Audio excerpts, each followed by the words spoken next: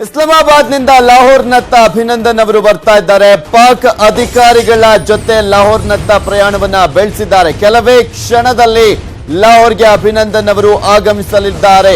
ಇಸ್ಲಾಮಾಬಾದ್ನಿಂದ ಲಾಹೋರ್ನತ್ತ ಈಗ ಅಭಿನಂದನ್ ಅವರು ಬರ್ತಾ ಇರುವಂತದ್ದು ಪಾಕ್ ಅಧಿಕಾರಿಗಳ ಜೊತೆಯಲ್ಲಿ ಬರ್ತಾ ಇದ್ದಾರೆ. ಇಸ್ಲಾಮಾಬಾದ್ನಿಂದ ಲಾಹೋರ್ನತ್ತ ಅವರಿಗೆ ಆಲ್ರೆಡಿ ಆಗಮಿಸ್ತಾ ಇರುವಂತದ್ದು.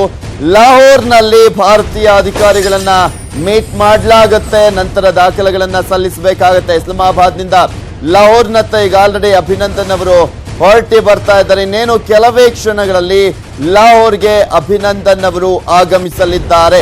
ಅದಾದ್ಮೇಲೆ ಕಾನೂನು ಪ್ರಕ್ರಿಯೆಗಳು ಅಂದ್ರೆ ಕೆಲವೊಂದು ದಾಖಲೆಗಳನ್ನ ಸಲ್ಲಿಸಬೇಕಾಗಿರುತ್ತೆ. ಸೊ ಹಸ್ತಾಂತರ ಮಾಡುವಂತಹ ಸಂದರ್ಭದಲ್ಲಿ ಲಾಹೋರ್ನಲ್ಲಿ ರಾಜತಾಂತ್ರಿಕ ಪ್ರಕ್ರಿಯೆ ಮುಕ್ತಾಯವಾಗುತ್ತೆ.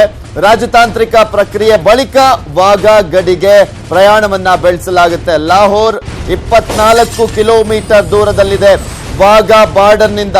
ವಾಘಾ ಗಡಿ ಪ್ರದೇಶದಿಂದ ಲಾಹೋರ್ ಕೇವಲ 24 ಕಿಲೋಮೀಟರ್ ದೂರದಲ್ಲಿರುವಂತದ್ದು. ಸೊ ಹೀಗಾಗಿ ಅಲ್ಲಿಂದ ಅಂದ್ರೆ ಲಾಹೋರ್ನಲ್ಲಿ ಎಲ್ಲಾ ರೀತಿಯಾದಂತಹ ಪ್ರಕ್ರಿಯೆಗಳು ಮುಗಿದ ಮೇಲೆ ಅವರನ್ನ ವಾಘಾ ಬಾರ್ಡರ್ಗೆ ಕರ್ಕೊಂಡ್ ಬರಲಾಗುತ್ತೆ. ಭಾರತೀಯ ಅಧಿಕಾರಿಗಳು ಕೂಡ ಅದರಲ್ಲಿ ಇರ್ತಾರೆ. ವಾಘಾ ಗಡಿಯಲ್ಲಿ ಭಾರತೀಯ ಸೇನೆಗೆ ಅವರನ್ನ ಹಸ್ತಾಂತರ ಮಾಡಲಾಗುತ್ತೆ. ಅಭಿನಂದನ್ ಅವರನ್ನ ಭಾರತೀಯ ಸೇನೆ ಅಧಿಕಾರಿಗಳಿಂದ ಹಸ್ತಾಂತರ ಪ್ರಕ್ರಿಯೆಯನ್ನ इसके बारे में कोई इन्फॉर्मेशन नहीं है. बीटिंग रिट्रीट सेरेमनी के वक्त कह रहा है पाकिस्तान वापस करने के लिए, तो इसको लेकर हिंदुस्तान क्या तैयार है? ऐसे है जी कि जो हमारी बीटिंग द रिट्रीट सेरेमनी है वो एज पर शेड्यूल चलेगी और वो जिस टाइम भी आ जाएंगे. He is a very valued officer of our defence forces, तो हम उनका उसी टाइम पे वेलकम करेंगे जब भी आ जाते हैं. अगर पहले आ जाते हैं तो पहले करेंगे, बाद में आते हैं बाद में. When you say welcome, do you mean that you are going to take him through the area where the parade happens, or you're going to take him from the side? It's not for us to take. Actually, the Indian Air Force is sending a very senior team from Delhi. They will be receiving him and they will be taking him. And will he be taken by car or by chopper from here? That's for the Indian Air Force to decide. जी. Okay, sir. Team आ चुकी है या अभी आएगी? Advance team आ गई है जी, बाकी आ जाएंगे and they will be the ones who are taking him and they are the ones who will take him. Is there a bracket of is there a time frame within which Pakistan is saying that he will come out here? No, they haven't. Between 3 and 7 or something like that? No, not yet. Not yet. We have just come in and the SSP have just reached it. We are just going ahead. We'll go and have a look. आपको बताएंगे. Then we'll let you know.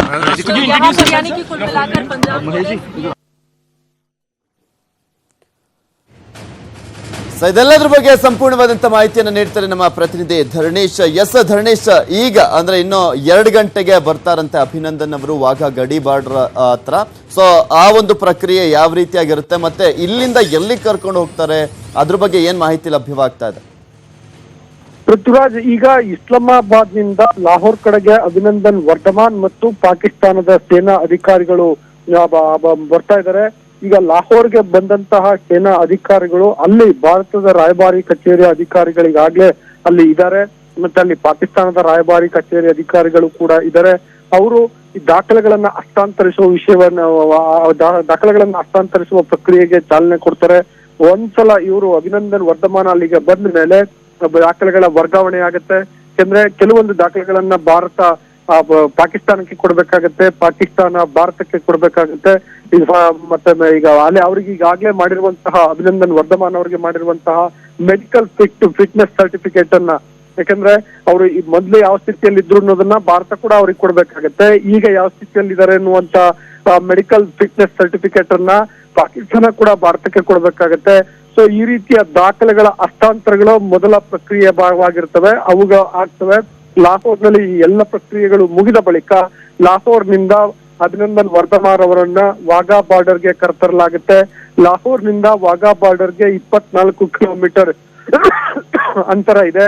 So ಅಲ್ಲಿಂದ ಮತ್ತೆ ರಸ್ತೆ ಮಾರ್ಗವಾಗಿ ವಾಘಾ ಬಾರ್ಡರ್ಗೆ ಬರುವಂತ ಅಭಿನಂದನ್ ಅವರನ್ನ ಅಲ್ಲಿನ ಪಾಕ್ ಸೇನೆಯ ಹಿರಿಯ ಅಧಿಕಾರಿಗಳು ಭಾರತದ ಸೇನೆಯ ಹಿರಿಯ ಅಧಿಕಾರಿಗಳಿಗೆ ಹಸ್ತಾಂತರವನ್ನ ಮಾಡ್ತಾರೆ. ಸೊ ಆಲ್ಮೋಸ್ಟ್ ಈ ಟೆಕ್ನಿಕಲ್ ಪ್ರೋಸೆಸ್ ಅಂದ್ರೆ ಈ ರಾಜತಾಂತ್ರಿಕವಾಗಿ ಏನೇನು ಮಾಡ್ಬೇಕು, ದಾಖಲೆಗಳ ಹಸ್ತಾಂತರದ ಪ್ರಕ್ರಿಯೆ ಏನೇನು ಇರ್ತವೆ ಅವೆಲ್ಲವೂ ಕೂಡ ಲಾಹೋರ್ನಲ್ಲೇ ಮುಗಿತವೆ. ಇಲ್ಲಿ ವಾಘಾ ಬಾರ್ಡ್ನಲ್ಲಿ ಅವರನ್ನ ಗೌರವಯುತವಾಗಿ ಭಾರತಕ್ಕೆ ಹಸ್ತಾಂತರಿಸುವ ಪ್ರಕ್ರಿಯೆ ಮಾತ್ರ ಉಳಿದಿರುತ್ತೆ. ಅಲ್ಲಿ ಸಂಭ್ರಮಾಚರಣೆ ಇರುತ್ತೆ. ಈ ಕಡೆ ಭಾರತದ ಬದಿಯಲ್ಲಿ ಸಂಭ್ರಮಾಚರಣೆ ಇರುತ್ತೆ. ಆ ಕಡೆ ಅವರು ಏನೋ ಗೌರವಯುತವಾಗಿ ಅಂದ್ರೆ ಸನ್ಮಾನ ಮಾಡಿ ಕಳಿಸ್ಕೊಡುವ ರೀತಿನಲ್ಲಿ ಹಾರ ಹಾಕಿ ಸ್ವೀಟ್ ಹಂಚಿ ಕಳಿಸ್ಕೊಡುವಂತ ಪ್ರಕ್ರಿಯೆಗಳು ಇರ್ತವೆ. ಹಿಂದೆ ನಚಿಕೇತ್ ಪ್ರಕರಣದಲ್ಲಿ ಇದೇ ರೀತಿ ಆಗಿತ್ತು. ಸೊ ಆ ತರದ ಪ್ರಕ್ರಿಯೆಗಳಷ್ಟೇ ವಾಘಾ ಬಾರ್ಡ್ ನಲ್ಲಿ ಇರೋದ್ರಿಂದ ವಾಘಾ ಬಾರ್ಡ್ ನಲ್ಲಿ ಅಭಿನಂದನ್ ವರ್ಧಮಾನ್ ಅವರನ್ನ ಹಸ್ತಾಂತರಿಸುವ ಪ್ರಕ್ರಿಯೆ ಬಹಳ ಹೊತ್ತು ಇರಲ್ಲ. ಆದ್ರೆ ಈಗ ಲಾಹೋರ್ ನಲ್ಲಿ ಆಗುವಂತಹ ಪ್ರಕ್ರಿಯೆಗಳು, ಯಾಕೆಂದ್ರೆ ದಾಖಲೆಗಳ ಹಸ್ತಾಂತರ ಅಂತೇಳಿ ಕೇವಲ ಹಸ್ತಾಂತರ ಆಗ್ಲಿಕ್ಕೆ ಸಾಧ್ಯ ಇಲ್ಲ, ಪರಿಶೀಲಿಸಬೇಕಾಗತ್ತೆ. ಪಾಕಿಸ್ತಾನ ಕೊಟ್ಟಂತ ದಾಖಲೆಗಳನ್ನ ಭಾರತದ ಅಧಿಕಾರಿಗಳು ಪರಿಶೀಲಿಸಬೇಕಾಗತ್ತೆ. ಭಾರತ ಕೊಟ್ಟಂತ ದಾಖಲೆಗಳನ್ನ ಪಾಕಿಸ್ತಾನದ ರಾಯಭಾರ ಕಚೇರಿಯ ಅಧಿಕಾರಿಗಳು ಪರಿಶೀಲಿಸಬೇಕಾಗತ್ತೆ. ಎರಡೂ ಕಡೆಯಿಂದ ಪರಿಶೀಲನೆಯಾಗಿ ಒಪ್ಪಿಗೆ ಆದ ಬಳಿಕವೇ ಮುಂದಿನ ಪ್ರೊಸೆಸ್ಗೆ ಚಾಲನೆ ಕೊಡಲಾಗುತ್ತೆ. Prithviraj. Okay, thank you Dharanesh ನಿಮ್ಮೆಲ್ಲ ಮಾಹಿತಿಗಾಗಿ.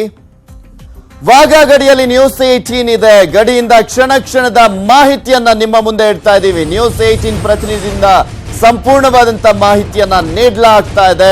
ಇಲ್ಲಿ ವಾಘಾ ಗಡಿಯಲ್ಲಿ ಏನಾಗ್ತಾ ಇದೆ, ಯಾವ ರೀತಿಯಾದಂತಹ ಸಂಭ್ರಮ ಇದೆ, ಇನ್ನು ಜನಸ್ತೋಮ ಯಾವ ರೀತಿಯಾಗಿ ಬರ್ತಾ ಇದೆ ಗಡಿ ಬಾರ್ಡರ್ ಹತ್ರ, ಇನ್ನೊಂದ್ ಕಡೆ ಅವರ ಪೋಷಕರ ಆಗಮನ ಆಗಿರ್ಬೋದು, ಅಭಿನಂದನ್ ಅವರು ಬಂದಂತ ಕ್ಷಣ ಆಗಿರ್ಬೋದು, ಇದೆಲ್ಲದ್ರ ಬಗ್ಗೆ ಸಂಪೂರ್ಣವಾದಂತ ಮಾಹಿತಿಯನ್ನ ನಾವು ನಿಮ್ಮ ಮುಂದೆ ಇಡ್ತಾ ಇದ್ದೀವಿ. ವಾಘಾ ಗಡಿಯಲ್ಲಿ ಭಾರಿ ಜನಸ್ತೋಮ ಈಗಾಗಲೇ ಸೇರಿರುವಂತದ್ದು.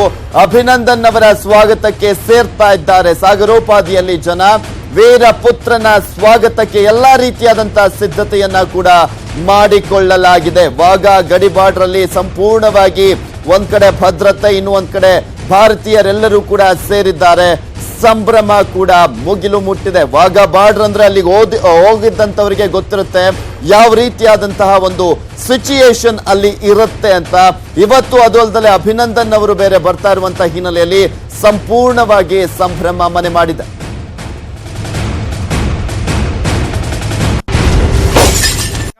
देख चुके ने 71 ਦੀ ਜੰਗ ਦੇ ਚੁੱਕੇ ਨੇ 65 ਦੀ ਜੰਗ ਦੇ ਚੁੱਕੇ ਨੇ। ਉਹਨਾਂ ਲਈ ਇਹ ਕੋਈ ਨਵੀਂ ਗੱਲ ਨਹੀਂ, ਉਹ ਮਜ਼ਬੂਤ ਹੋ ਗਏ ਨੇ। ਪਰ ਉਹ ਵਾਰ-ਵਾਰ ਇਹ ਗੱਲ ਕਹਿ ਰਹੇ ਨੇ ਕਿ ਇਹ ਇੱਕ ਜਿਹੜਾ ਪਾਕਿਸਤਾਨ ਨਾਲ ਜਿਹੜਾ ਜਿਵੇਂ ਕਸ਼ਮੀਰ ਮੁੱਦਾ ਹੈਗਾ ਬਣਿਆ ਹੋਇਆ ਬੜੇ ਚਿਰ ਤੋਂ, ਦਹਾਕਿਆਂ ਤੋਂ ਬਣਿਆ ਹੋਇਆ, ਉਸ ਇੱਕ ਵਾਰੀ ਸੁਲਝਣਾ ਚਾਹੀਦਾ ਕਿਸੇ ਤਰੀਕੇ ਨਾਲ, ਭਾਵੇਂ ਗੱਲਬਾਤ ਨਾਲ ਰਾਹੀਂ ਸੁਲਝੇ ਜਾਂ ਕਿਸੇ ਹੋਰ ਤਰੀਕੇ ਨਾਲ ਸੁਲਝੇ। ਅੱਗੇ ਕਿੰਨੀ ਵਾਰੀ ਭੱਜੇ ਆ ਮੈਦਾਨ ਚੋਂ, ਚੰਨ ਮੰਗ ਗਿਆ ਜਿਹੜੇ ਅਸਮਾਨ ਚੋਂ। ਅੱਗੇ ਕਿੰਨੀ ਵਾਰੀ ਭੱਜੇ ਆ ਮੈਦਾਨ ਚੋਂ, ਚੰਨ ਮੰਗ ਗਿਆ ਜਿਹੜੇ ਅਸਮਾਨ ਚੋਂ। ਤੇ ਫੇਰ ਜਦੋਂ ਖੁੱਲ ਜਾਣਗੇ ਸਾਰੇ ਲੈਂਦੇ ਨੇ ਕਾਬ ਕਸ਼ਮੀਰ ਦੇ ਲਾਹੌਰ ਨੂੰ ਵੀ ਭੁੱਲ ਜਾਣਗੇ। ਸਾਰੇ ਲੈ ਕਾਬ ਕਸ਼ਮੀਰ ਦੇ ਲਾਹੌਰ ਨੂੰ ਵੀ ਭੁੱਲ ਜਾਣਗੇ। लइया समाए योधिया ने खानी लाहौर तक आसानी चरंगे चंगे चले जाएंगे। हमारे को इतनी ज्यादा खुशी है कि हम लोग इतना ज्यादा खुश हैं, चाहे तो मेरी जान दे सकते, तो जान ले भी सकते। हम दादी से आए सर जी, हम जब भी देखा न्यूज तभी आ गए। हमारा गांव सभी उठकर आ गया। भाई आ रहा है हमारा उधर से। दिल दिया है जान भी देंगे, है वतन तेरे लिए। दिल दिया है जान भी देंगे, है वतन तेरे लिए। मेरा कर्मा तू, मेरा धर्मा तू। मैं 2 लाइना बोलांगा जी अभिनंदन ली। देश प्रेम का मूल प्राण है, देखे कौन चुकाता है। ये 2 लाइनें अभिनंदन के लिए। देश प्रेम का मूल प्राण है, अपना प्राण है देश प्रेम के लिए। उसने अपने प्राणों की परवाह न करते हुए देश प्रेम का मूल चुकाया है, और उसके स्वागत के लिए हम यहाँ सब खड़े हैं और उसका भरपूर स्वागत करेंगे। तो उनके लिए अगर वॉर होती है, चाहे छोटी वॉर होती है चाहे बड़ी वॉर होती है, वो उनके लिए तो मुसीबत बन के आती ही है। तो ये जो लोग खुश हैं, ये शायद इसलिए भी खुश हैं क्योंकि अगर इंडिया और पाकिस्तान में तनाव कम होगा तो जहाँ पे जो आप लोग सभी शॉप्स वगैरह देख रहे हैं और जहाँ पे आपने जो ट्रक वगैरह देखे होंगे, उन सभी को काम मिलेगा। क्योंकि अभी जब से पुलवामा हुआ है, हम बहुत खुश हैं। अभी हमारा जो साथी है वो पाकिस्तान से वापस आ रहा है। हमें इस बात की बहुत उम्मीद है थी और उम्मीद हमारी बात पूरी हो गई है। भारत माता की जय। हिंदुस्तान अगे किन्नी वारी भज्जे मैदान चो, चंद मंग गया जेरे आसमान चो।